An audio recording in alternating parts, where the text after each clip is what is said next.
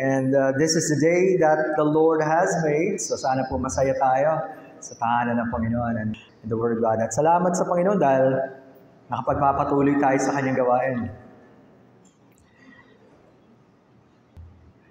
Ano nga bang nangyayari kapag unang naranasan ng isang Kristiyano yung masaganang biyaya ng Panginoon, lalo na sa kaligtasan?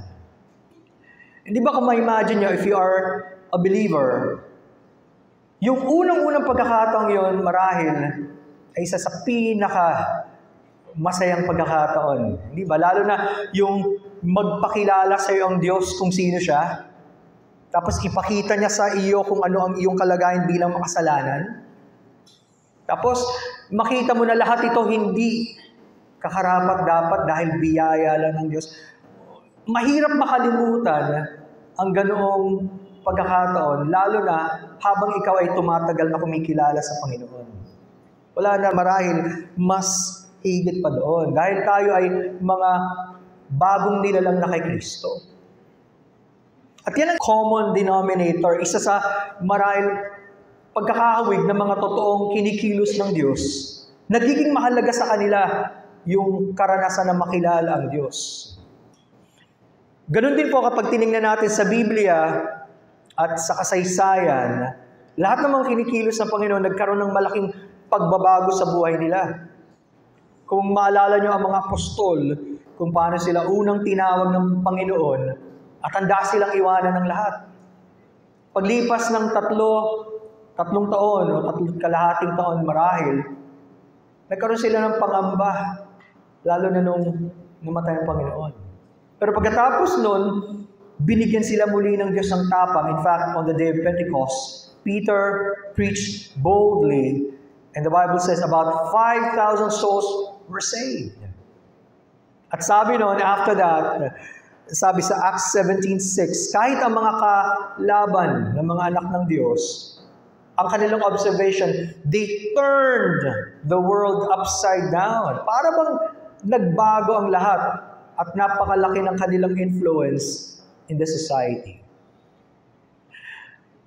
I don't know about you, but when it comes to you personally, gaano katagal ka na bang kumikilala sa Panginoon? Or I may say sa iba, gaano katagal ka nang humahanap sa Kanya? Paglipas ng maraming taon, andun pa ba yung alab na binibigay ng Panginoon sa atin, sa ating puso?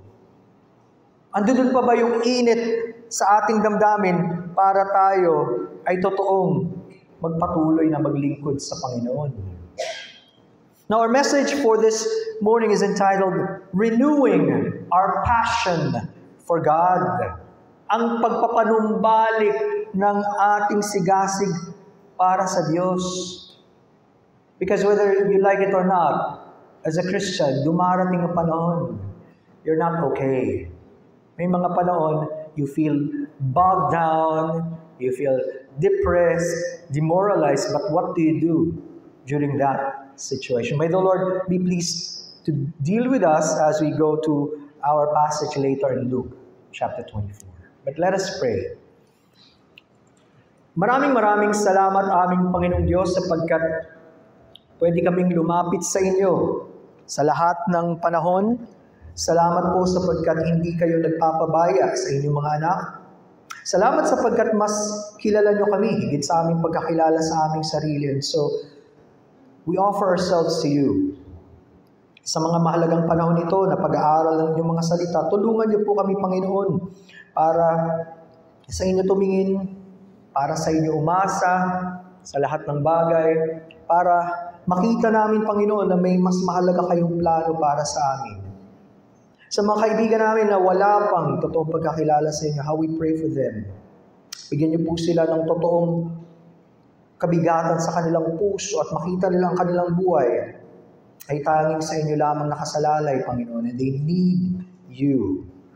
O Lord God, guide us and bless us in our short study, for in the Lord Jesus' name this we pray. Amen. Now, ang Luke 24 ay tinatawag na the resurrection chapter.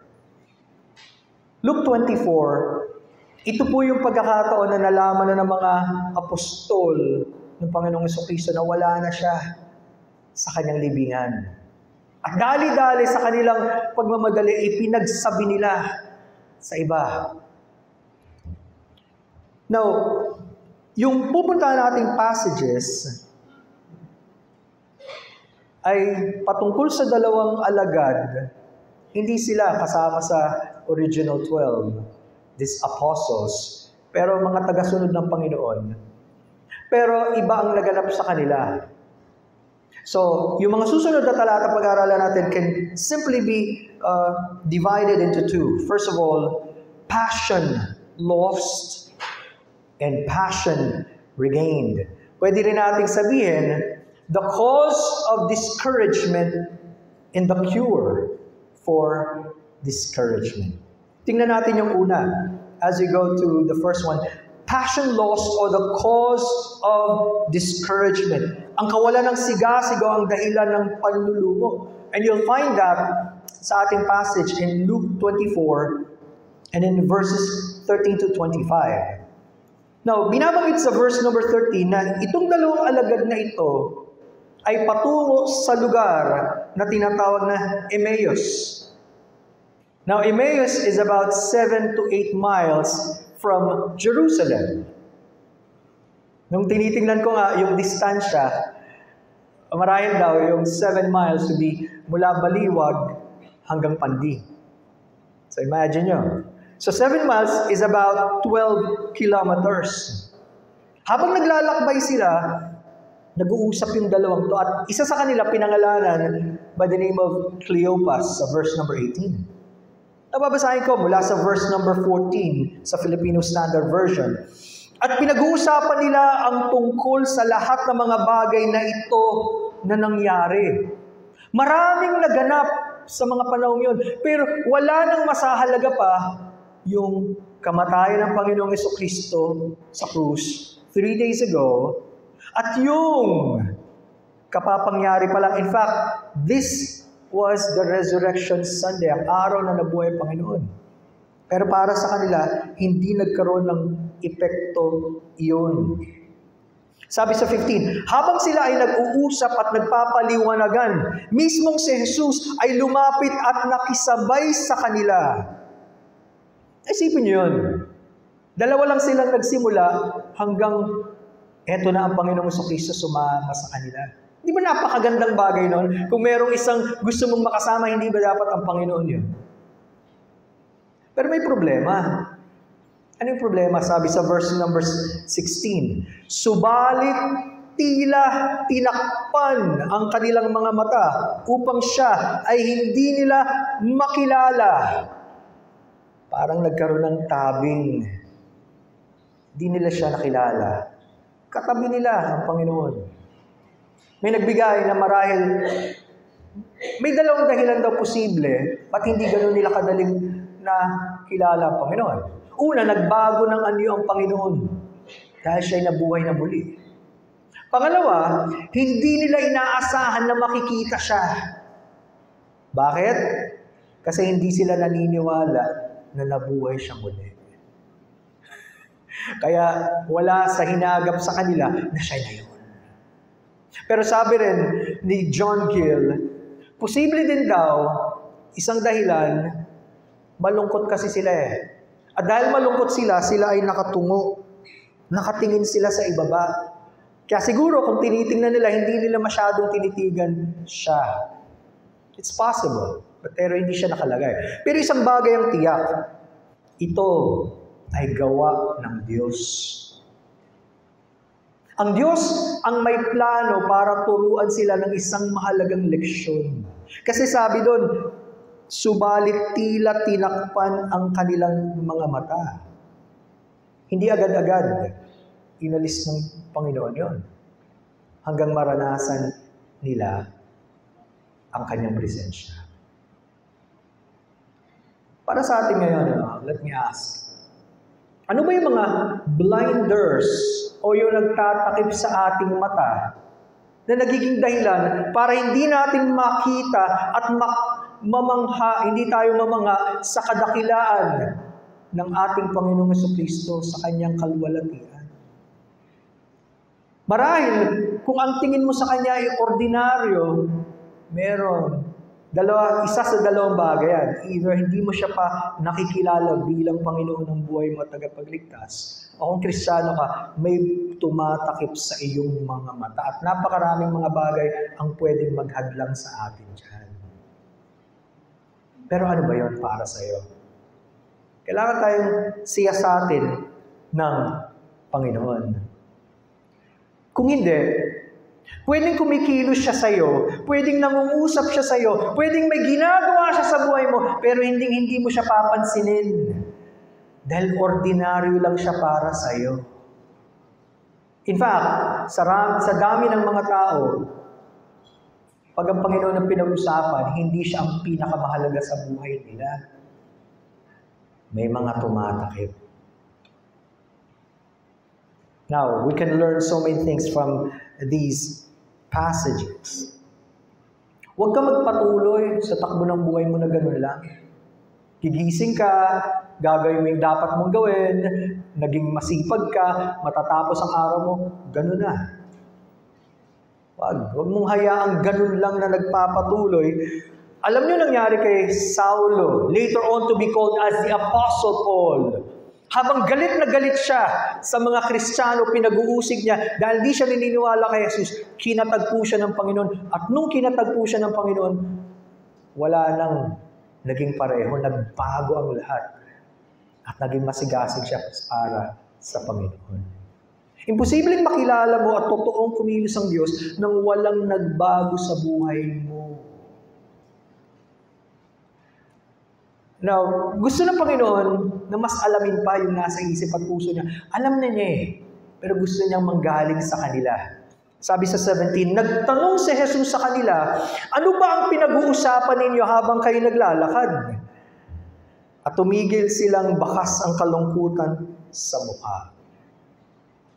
Alam na ng Panginoon, gusto niyang sa kanila manggaling. Pero nung tinanong ng Panginoon yun, nagulat tong dalawang naglalakad na ito. In fact, si Cleopas, tinanong niya ang Panginoon, ikaw na lang ba ang dayuhang dumating dito sa lugar na to at hindi mo nalalaman ang mga nangyari? Pinag-uusapan yan. It was the talk of the town. Pinakamalaking event na nangyari, yung pagkamatay ng Panginoon. Tapos hindi mo alam, saan lugar ka nang galing? Parang gano'n di ba? Saan planeta ka ba nang galing? Hindi mo alam. Gulat na gulat sila. Pero again, gusto lang ng Panginoon maglahad sila. Magkwento pa sila. Kaya sabi sa 19, sinabi niya sa kanila, anong mga bagay? Sumagot sila, ang mga tungkol kay Jesus na taga Nazareth, isang propetang makapangyarihan sa gawa at sa salita sa harap ng Diyos at ng buong sambayanan. Jesus of Nazareth. Kailangan specific. At yun ang title na ibinigay sa kanya, sapagkat yun na naging bayan niya, yung Nazareth. Si Jesus na taga Nazareth. Dahil sa panahon yun, yung pangalang Jesus, napaka-common. Napakaraming may pangalang Jesus. Kaya kailangan tiyakin, siya yun. No, maganda naman ang paglalarawan ng dalawang alagad na ito patungkol sa kanya. Ano ba ang larawan nila? Sabi nila, si Jesus na taga Nazareth, isang propetang makapangyarihan sa gawa at sa salita sa harap ng Diyos at ng buong sambayanan. May katotohanan naman. Siya ang sinabi ni Moises na propeta na darating. At bilang propeta, tagapagsalita ng Diyos.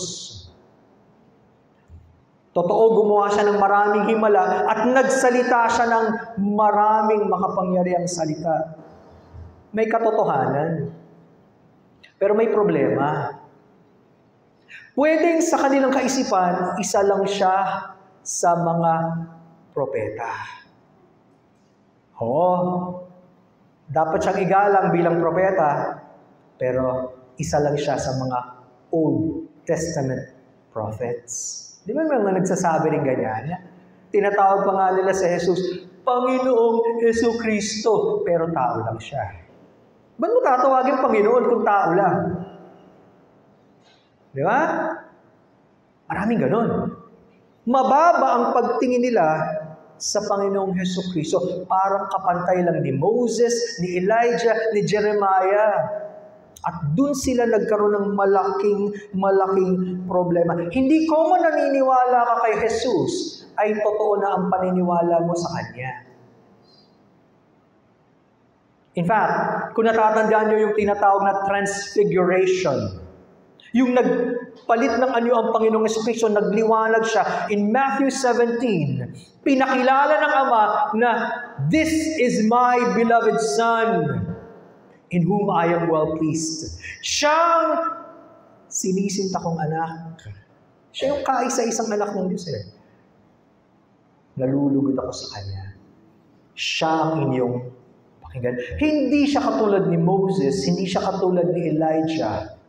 Although Moses represented the law and Elijah represented the prophets, hindi siya katulad. At walang katulad ng Panginoon sa mga tao. Hebrews 1:1-3 would declare that ang Diyos ay nangusap sa unang panahon sa pamamagitan ng mga propeta, pero sa mga huling araw, nangungusap siya sa pamamagitan ng kanyang anak. At sino ang anak ng Diyos? Sabi sa verse number 3, ang anak, ang maningning na sinag ng kalwalatian ng Diyos at tunay na larawan ng kanyang kalikasan bilang Diyos. Kaya hindi siya basta-basta, hindi siya wala lang. Siya ang Diyos na nagkatawang tao. Walang katulad. Hindi mo siya pwedeng itrato ng wala lang. Now, tinuloy nila ang pagkukwento. Siyempre, gusto nilang ilahad eh. Ano ba mga nangyari?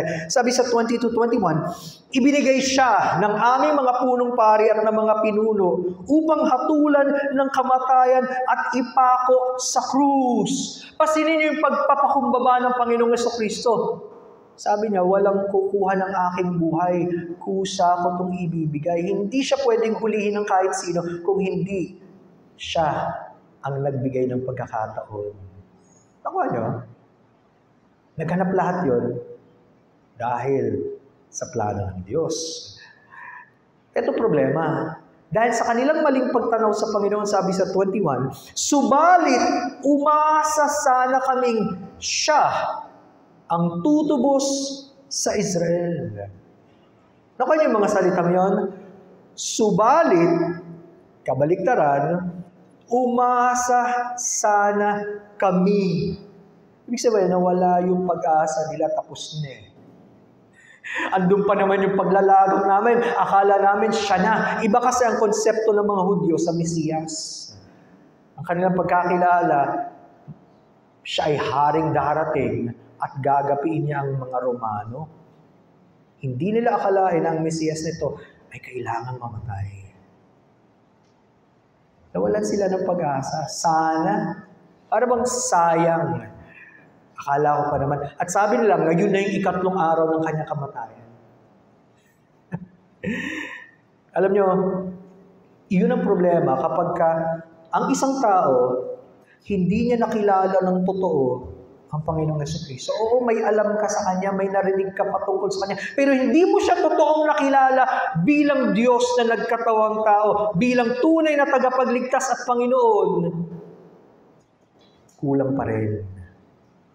And no wonder, pag pinag-uusapan ng commitment, hindi siya mahalaga sa buhay ng marami. Oo, kilala ko siya, pero hindi naman siya yung pinakamahalaga sa buhay ko. Kulang ang pagkakilala.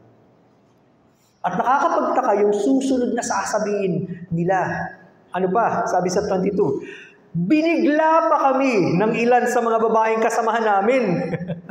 Maagang-maaga pa lang, nagpunta sila sa libingan, ngunit hindi nila natagpuan doon ang kanyang bangkay, kaya bumalik sila at sinabi sa amin na nagkaroon sila ng isang pangitain na mga anghel na nagsasabing, buhay si Jesus.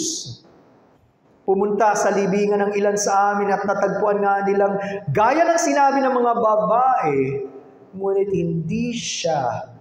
siya ay hindi nila nakita. Nakuha niyo ba yun? Ang dalawang alagad na ito, bagamat hindi sila kasama sa 11 natitirang alagad noon, ng mga apostol, malapit sila sa Panginoon. Alam nila yung nangyari, na balitaan nila. Hindi sila kulang sa impormasyon. Detalyado nilang sinabi yung nangyari nung umagang-umagang yon. Paano una yung mga babae nakasaksing wala na siya. Tapos sumunod yung mga kalalakihan at pinagsabi nila, napatunayan nga nila, wala na nga siya sa libingan. Hindi sila kulang sa kaalaman.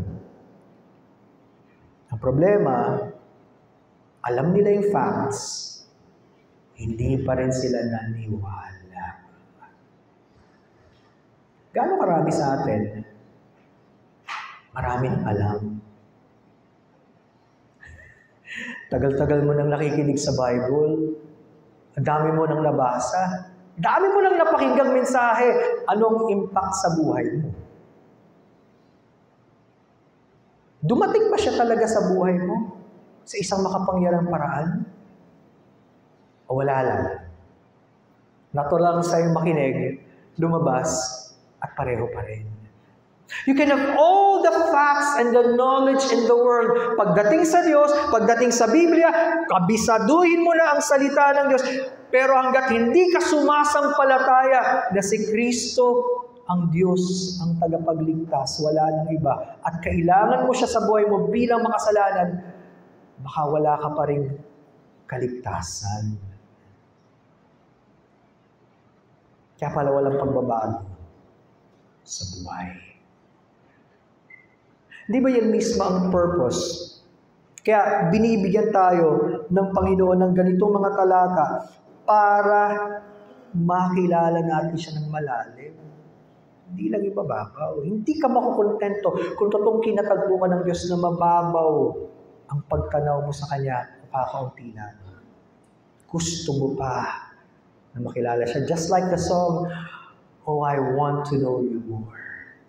Lord, naranasan ko na gusto ko pa more.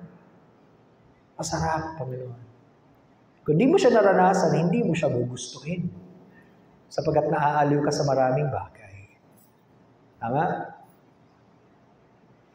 Alam nyo, tinuloy ng Panginoon. At dito natin makikita, hindi nakakapagtaka, sa dami ng alam nila, mangmang pa rin. Alam niyo yung kasabihan, intelligent fools? Matatalinong mangmang. Maraming ganyan. Ang daming alam pagdating sa facts na nangyayari sa mundo, nangyayari araw-araw. Hindi mo matatalo pagdating sa debate. Pero pagdating sa Diyos, wala. Pakalayo. Hindi nakakapagtaka, sabi ng Panginoon sa kanila in verse number 25. Sinabi niya sa kanila, "Mga hangal, kay bagal naman ang inyong pangunawa at hindi pinaniwalaan ang lahat ng sinabi ng mga propeta." Hundreds of years and even thousands of years, isinulat na sa lumang tipan ang pagdating niya. Wala na silang dahilan para hindi ito malaman. Tayo, we have both Old and New Testaments. Wala nang dahilan para hindi natin siya makilala. And yet, kasama ba tayo doon? Pag totoong tinignan tayo, tatawagin din tayo ng Panginoon, hangal. Napakabagal na yung pananampalataya. Bakit? Andiyan na sa iyong harapan eh. Ibinigay na ng Diyos ang kanyang anak. Pinapaliwanag na niya sa iyo. Ano pa bang hinihintay mo? Hindi ka pa rin naniniwala sa Kanya? At sinasabi ko pa rin, hindi ka maligtas. Bakit? Binigay na niya ang lahat. Tapos ayaw mo pa rin lumapit at isuko yung buhay. Mga kapatid, tayo talaga ang may problema kadalasan. Hindi kulang ang Diyos. Tayo ang kulang. Ayaw pa rin natin magtiwala. Nakita natin first, the passion was lost. Nawala yung sigasin. Pero hindi sila iiwanan ng Panginoon. The second part would be passion regained or the cure for discouragement. Ang pagbabalik ng sigasig o lunas sa panglulumo from verses 26 to 35. Paano sinimulan ng Panginoon na papanumbalikin sila? Tingnan niyo verse 26. Nagpatuloy ang Panginoong Jesucristo, hindi ba't ang Kristo ay kailangang magdusa ng lahat ng mga ito bago siya pumasok sa kanyang kaluwalhatian? It was a form of rebuke, pagsaway. Alam niyo nang nakasulat, hindi ba't tamang daanan niya lahat yan? Tapos di pa kayo naniniwala? Ayon sa napakatalinong plano ng Diyos, siya ang nagtakda bago pa man malikha ang mundo na ipapadala niya ang kanyang anak para sa mga makasalanang tao. At sabi sa Biblia, sa takdang panahon, pinadala niya ang kanyang anak. Kasama sa napakagandang plano ng Diyos. Mahirap tanggapin na ang Mesiyas kailangan mamatay, pero kailangan niyang gawin. Part of God's ultimate plan. Yung kasabihan nga, di ba? No crown without a cross. Walang kaluwalhatian kung hindi mauuna yung krus o pagsasakripisyo. Kailangan muna niya magdanas ng hirap bago siya muli iluklok sa kaluwalhatian ng kanyang Ama. But you know, in all of these, napakamahaba ang pasensya ng Panginoon. Yes, He rebuked them. At alam niyo, time and time again, kailangan din tayong i-rebuke ng Panginoon. Tanggapin natin kung ang banal na spirito nangungusap at tinuturuan niya tayo na may mga bagay na kailangan natin isuko sa Diyos. Magpasalamat tayo. Huwag tayo parang yung bata na madaling magtampo, hindi lang na bigay yung gusto, aalis na. Salamat, Panginoon, kailangan ko ang paalala niyo. Naging mapasensya ang Panginoon. At nagpatuloy siya, sabi sa 27, ipiniliwanag niya sa kanila ang sinasabi ng lahat ng kasulatan tungkol sa Kanya mula kay Moises at sa lahat ng mga propeta. Paalala sa atin, ano ba ang dahilan bakit may Biblia? Para saan ang salita ng Diyos? Masarap matuto. Masarap na alam mo ang mga nangyari sa Bible. Pero kung yung mga alam mo yan, hindi maglalapit sa'yo sa Diyos, sayang.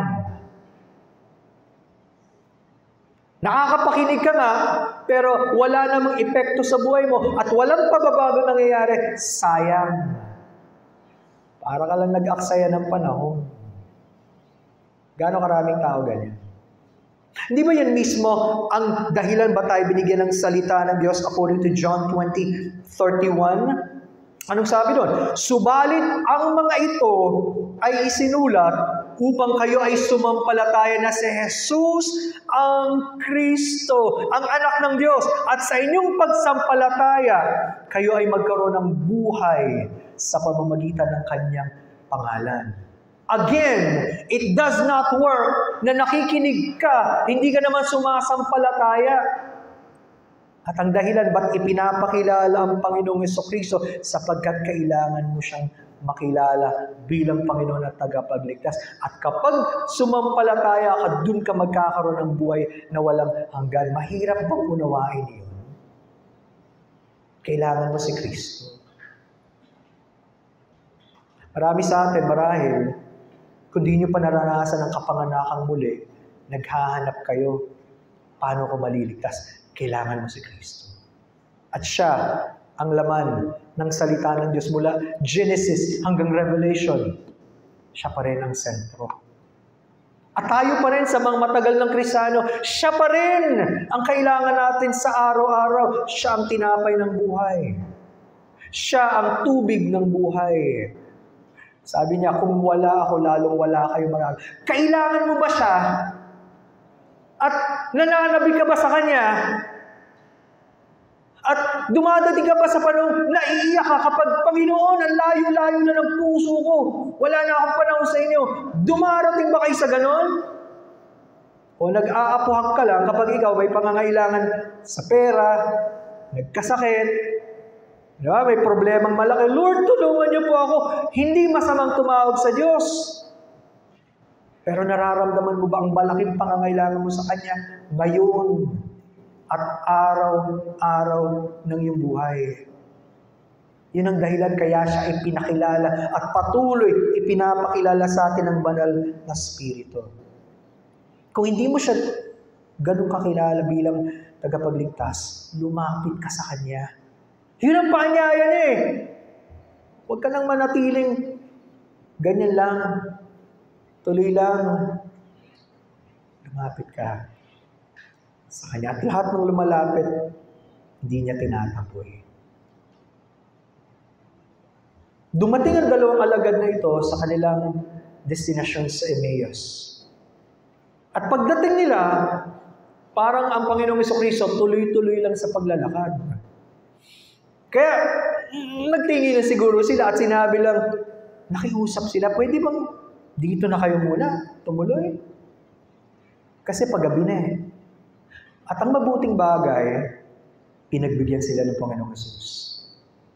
Nanatili siya sa kanila ng ilang panahon. At alam nyo, wala nang pinakamainam kapag ang Panginoong Jesucristo mismo ang kumatagpo sa atin. Wala nang mas mainam pa doon. Sabi mo, di ba? Kahit pa sinong hinahangaan mo dyan. Yung iba tumitili pa pag nakita yung paborito nila. Ano? Okay, nakita mo and then what? Nagpapirma ka and then what? Nagpa-photo, di ba? Nag-selfie kayo and then what? Ano na? Pwedeng makita mo sila, pwedeng hindi, but it does not make any difference sa buhay mo. Lalo na sa yung walang hanggan. Pero yung hindi mo makilala at hindi ka katagpuin ng Panginoong Jesucristo, napakalaking kawalan sa atin. Kinatagpo sila ng Panginoon. Nakiusap sila. Sabi sa 30, at nang nakaupo siya sa hapag kasalo nila, kumuha siya ng tinapay at ito'y binasbasan, pinagputol-putol niya ito at ibinigay sa kanila. Ano ginawa ng Panginoon? Inulit niya yung tagpo sa Last Supper. Yung huling hapunan niya kasama ang mga alagad. Tandaan niyo, wala sila dun. Because yung 11 lang ang ando doon. Pero alam nila at narinig nila ang nangyari. At yun ang ginamit ng Panginoon para sila ay makaunawa. Sabi sa 31, nabuksan ang kanilang mga mata. Biglang nawala yung tabing. Tandaan niyo, hindi sila bulag. Physically nakakakita pero may tabing. Biglang nawala. At sabi doon, at nakilala nila si Jesus. Ito rin yung kailangan natin mga kaibigan, mga kapatid. Kapag dumadating tayo sa panahon na hindi na mataas ang pagtingin natin sa Diyos at wala na siyang halaga sa atin, ipanalangin natin, Panginoon, tulungan niyo po ako. Buksan niyo aking mga mata muli. Ginawa ng Panginoon, yun lang ang paraan para lalo natin siyang makilala ng higit. Pero alam niyo, hindi magtatagal ang Panginoon sa kanila. Tapos na ang kanyang mission para sa kanila. Ang sabi doon, ngunit bigla na lang siyang naglaho sa kanilang paningin. Yun na yung panahon na nakinatagpo sila ng Panginoon. Mga kapatid, mga kaibigan, samantalahin natin yung bawat pagkakataong kinakatagpo tayo ng Diyos. Bakit? Sapagat sigurado, meron siyang gagawin sa buhay natin. Meron siyang ituturo. May ipapamana siya. Pag yun pa ang na-miss mo, kawawa tayo. Pagpalit mo na ang ibang bagay, huwag lang ang Panginoon. Salamat. Kinatagpo sila ng Panginoon. Tapos na ang kanyang mission para sa kanila. Now, hindi na natin nakikita ang Panginoon physically. Diba? Hindi natin siya nakikita sa kanyang katawan ngayon. Physically. Pero nakikita natin siya sa pananampalataya. Every time you read the scriptures, every time nakikinig ka ng salita ng Diyos, every time nananalangin ka, alam mo, sinasamahan ka niya. It is only by faith. At di ba ang Panginoon din nagsabi, kung may 2 o 3 na nagtitipon sa aking pangalan, nasaan siya? Sa kanilang kalagitnaan. Kaya alam natin, kasama natin ang Panginoon. Gusto niyo bang mamiss yun? No. If you believe God and His Word, gusto mong katagpuin ka niya. Hindi lang ang iba, ako mismo, Panginoon. Don't just meet us, Lord, as a group. Yes, ginagawa ng Diyos yan. Sabi nga yun, 2-3 sa gitna. Pero, Lord, meet me personally. Ako mismo, Panginoon, kailangan ko kayo. Kailangan ko ang iyong mga salita. Kailangan kong mangusap kayo sa akin. Kailangan kong panumbalikan yung aking isip sa dami ng mga iniisip ko buong linggo. Tulungan niyo yung puso ko, Panginoon, na malamig. Iba-ibang kalagayan natin, mga kaibigan, mga kapatid. But we all need nakatagpuin tayo ng Panginoon. We need our Lord Jesus Christ. Pagkatapos nun, nag-usap ulit ang 2, sabi nila sa 32. At sinabi nila sa isa't isa, hindi ba nag-aalab ang ating mga puso? Habang kinakausap niya tayo sa daan, habang ipinapaliwanag niya sa atin ang mga kasulatan. Naramdaman nila ulit yung init at apoy sa kanilang puso. Nawala eh. Sobrang lugmok nila, nawala na ng pag-asa. Anong ginawa ng Panginoon? To recap, sinamahan sila ng Panginoon. Kinausap sila ng Panginoon at ipinaliwanag niya ang mga kasulatan. Ganun din ang kailangan natin. Ano bang stage sa buhay natin? Kailangan katagpuin tayo ng Diyos at siya mismo magpaliwanag sa atin ng kanyang mga salita. You know what? Napaka-miserable natin. Kung up to this time, nakinig kayo for 30, 40 minutes, pero ang pinapakinggan nyo, yung tao nagsasalita. Napaka-miserable mo naman. Anong napakinggan mo? Di yung tao. Hindi mo man lang ba pinalangin, Panginoon, kausapin niyo ako ngayon. At kayo kumilos sa buhay ko. No wonder, marami sa atin are in a very miserable condition. Aminin naman natin o hindi. Pero kung araw-araw hinahanap natin siya at sanay tayo na kinakatagpo ng Panginoon, yun din ang gusto natin. Kung ito ay personal, kung ito ay corporate, o bilang isang iglesia, yun pa rin ang gusto natin, Panginoon. Huwag niyong pabayaan na ganito na lang ako. Katagpuin niyo po ako, Panginoon. Pinanumbalik ng Panginoon ang kanilang pagtingin sa Kanya. Nabulat ang kanilang mga mata at naniwala sila. Alam niyo, napaka-excited nila pagkatapos nito eh. Sabi doon sa 33, nang oras ding yun, bumalik sila sa Jerusalem. Natagpuan nila na nagtitipon doon ang 11 at ang iba pa nilang kasamahan. Sabi nila, totoo ngang nabuhay muli ang Panginoon at nagpakita kay Simon. Kaya't isinalaysay nila ang nangyari sa daan at kung paano nila nakilala si Jesus nang siya'y magputol-putol ng tinapay. Now, in one sense, maganda ang nangyari sa kanila. Bagamat sinabi ng mga apostol at sinabi yung karanasang wala na siya sa libingan, problema, hindi sila naniwala. Pero no, ang Panginoon na ang kumilos, naniwala sila. Alam niyo, gaano man kalalim yung ating pagdududa sa Diyos. Gaano man kalaki yan, na kahit nasa harap mo na ang Biblia, hindi mo pa rin mapanghawakan yung pangako niya. Kahit na sinasabi na ay pinapangaral na, wala lang, dumadaan lang sa'yo. Gaano man kalaki o kalalim yung kawalan mo ng pagtitiwala kapag totoong kinatagpo ka ng Diyos. At yun ang panalangin mo, Lord, katagpuin niyo po ako. Mawawala yung ganun pagdududa.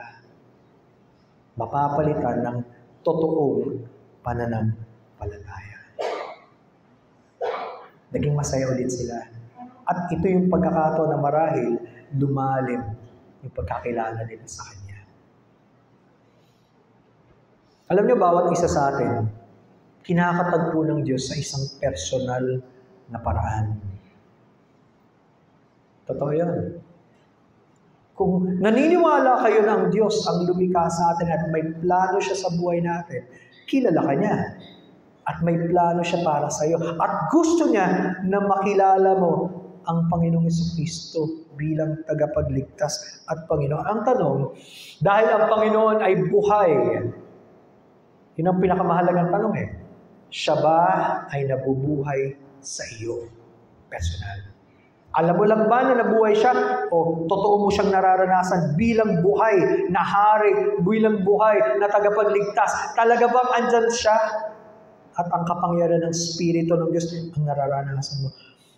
Kung totoong buhay ang Panginoon sa atin, lalo na sa mga totoong kumikilala sa Kanya,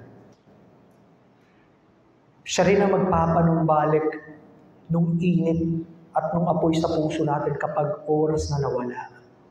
Siya rin magsasabi sa atin kapag may kakulangan sa buhay natin dahil hindi na tayo lumalapit sa Kanya.